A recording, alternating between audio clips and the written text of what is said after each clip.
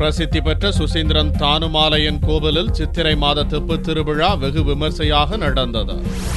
கன்னியாகுமரி மாவட்டம் சுசீந்திரத்தில் உள்ள தானுமாலையன் சுவாமி கோவில் மிகவும் பிரசித்தி பெற்றது. இக்கோவிலில் ஆண்டுதோறும் மார்கழி மற்றும் சித்திரை மாதங்களில் தெப்பத் திருவிழா வெகு விமர்சையாக கொண்டாடப்படுகிறது.